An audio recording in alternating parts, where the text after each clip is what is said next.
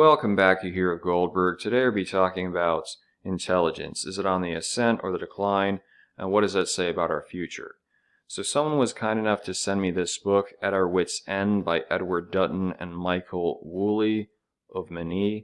I'm not too familiar with the authors, but they make this expansive argument, which is essentially that you can see this historical trend of those who are richer and, by the extension of the authors, more intelligent, outbreeding, having lower rates of infant mortality when compared to those who are on the poorer side of the spectrum, the lower IQ.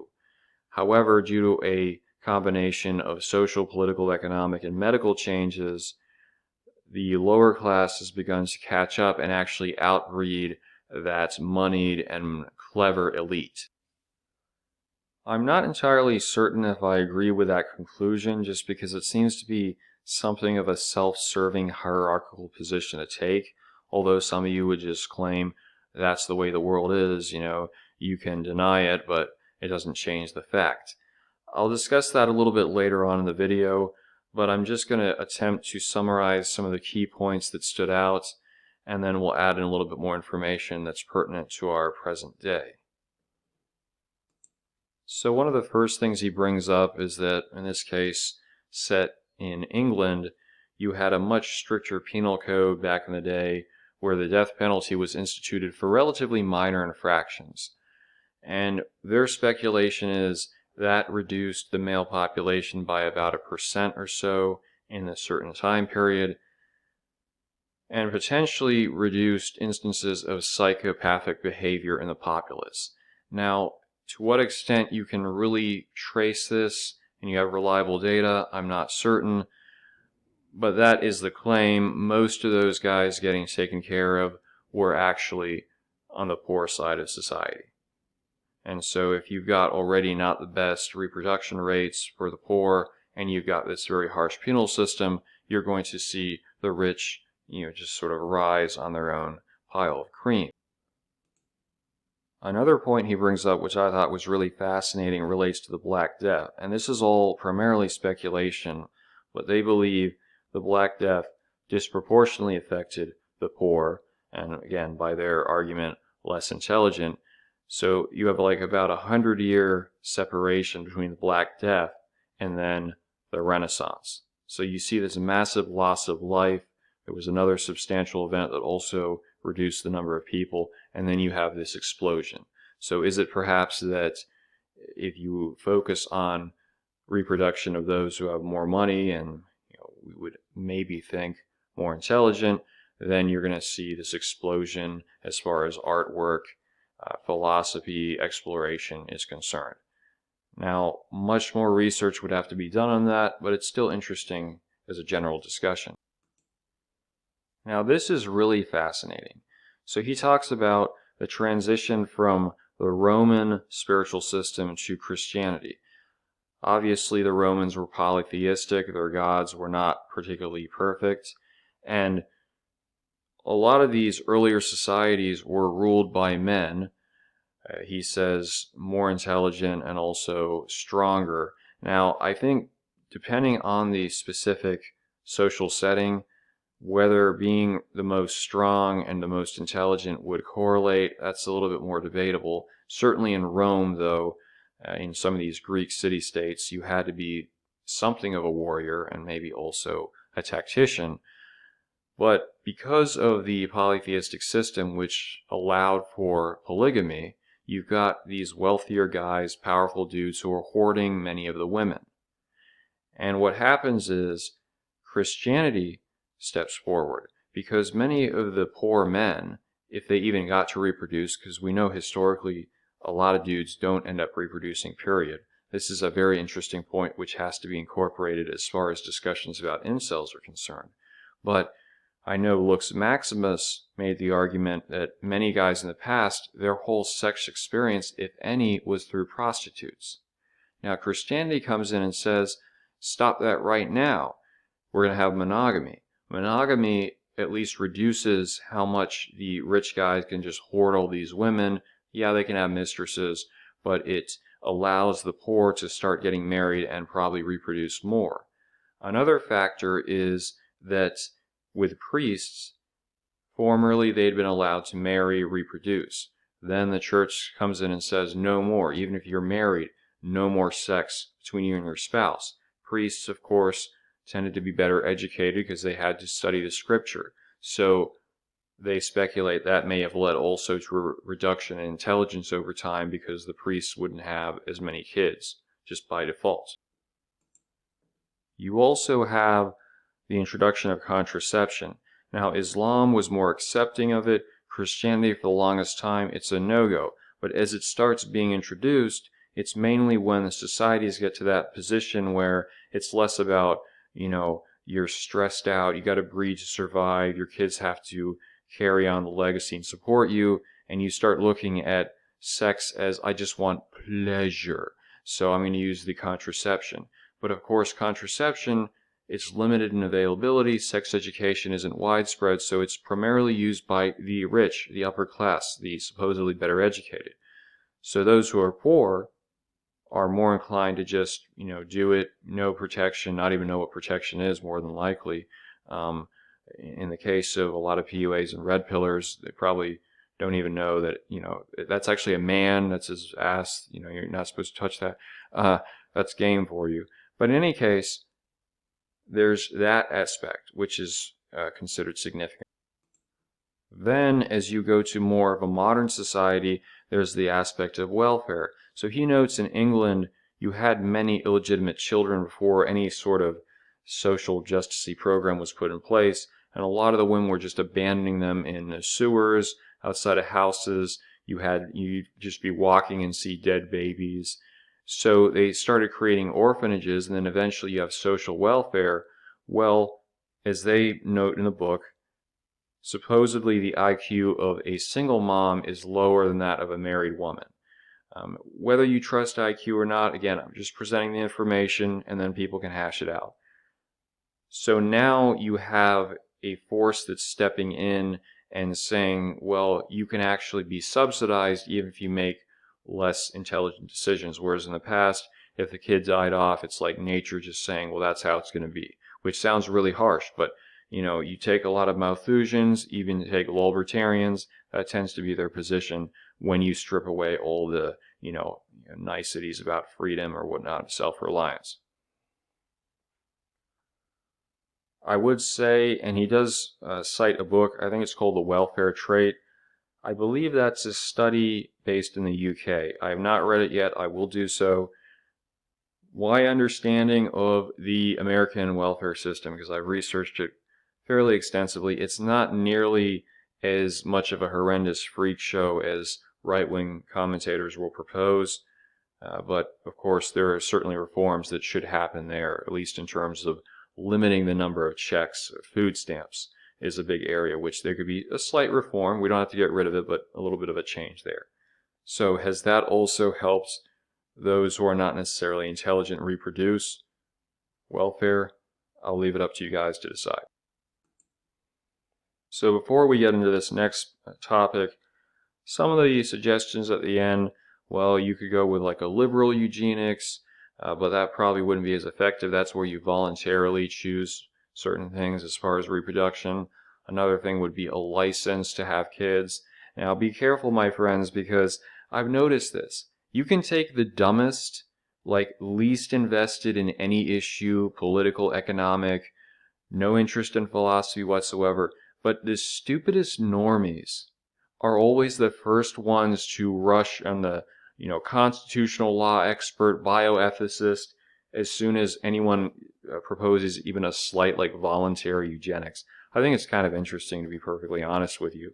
But at this stage, we get to the point that I'm, like I said, not entirely certain I agree with. So if we look historically, they do claim these societies had social mobility, but to what extent is not really fleshed out. What I've understood from reading the novels and the histories of the UK, up until really the late 1800s, early 1900s, you pretty much were in your class. It isn't to say no one ever rose out of it, but there wasn't a whole lot of mixing between classes. You were pretty much born into a certain profession, and that's what you did, with maybe slight variation. The problem with this argument as I see it, and maybe they've controlled for it, I didn't get to see the full breadth of the research, is did these poor people have access to education in the same way? Because you could say historically, well, yeah, they were just not smart, but were they taught to read or write? We got to realize this is a relatively new phenomenon.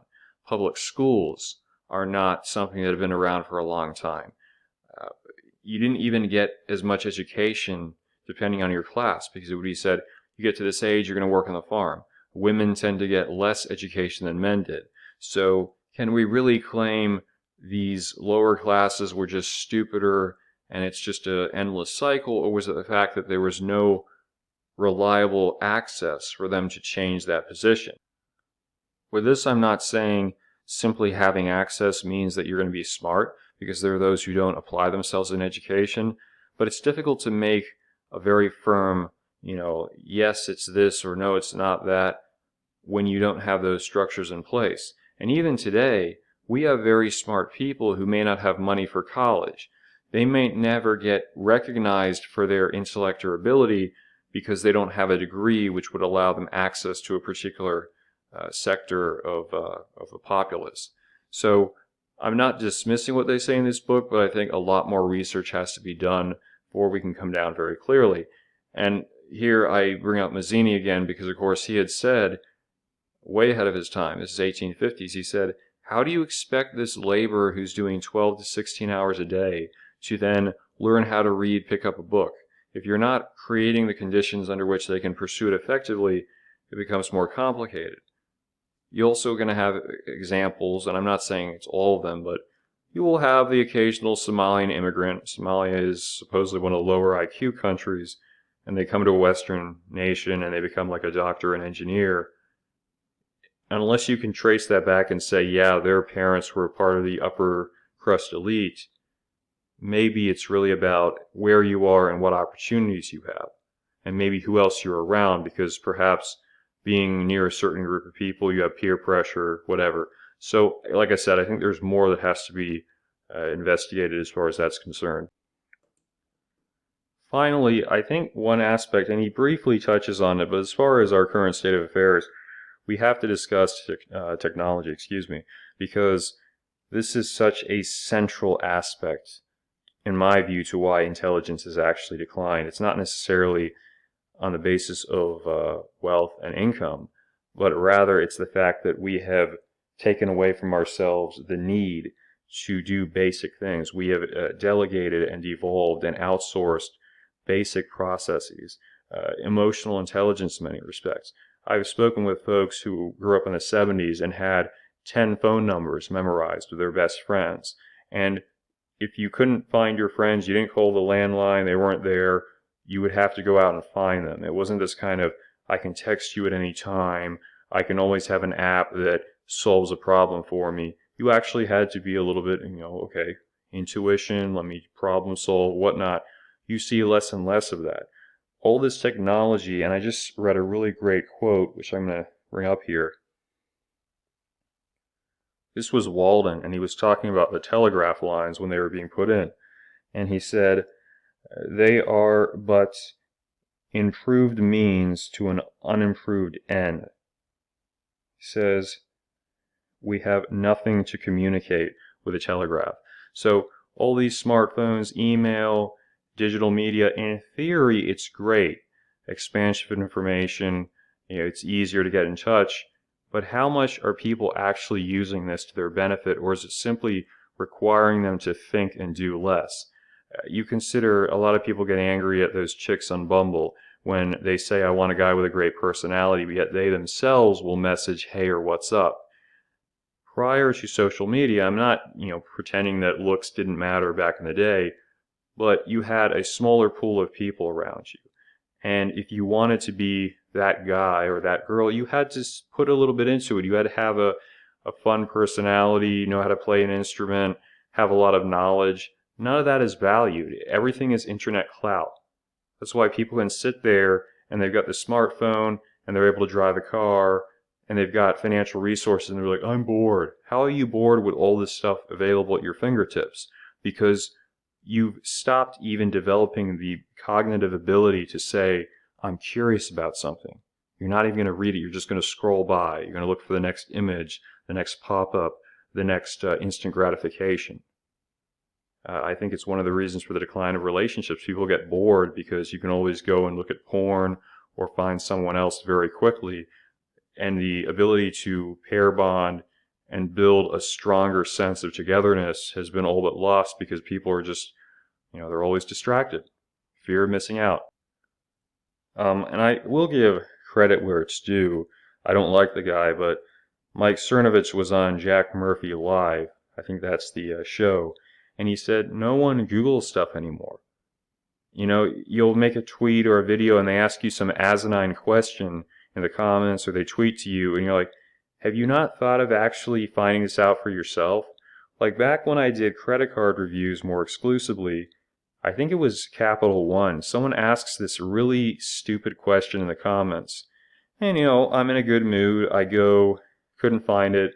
So I tweeted to Capital One customer service. They got back within like 5-10 minutes and I had the answer. That was the last time I did that because I'm thinking, you're not a child, right? You can do this stuff yourself. You can solve a problem. But even though we have all this technology, it's almost like we're frozen in this someone else has to do it.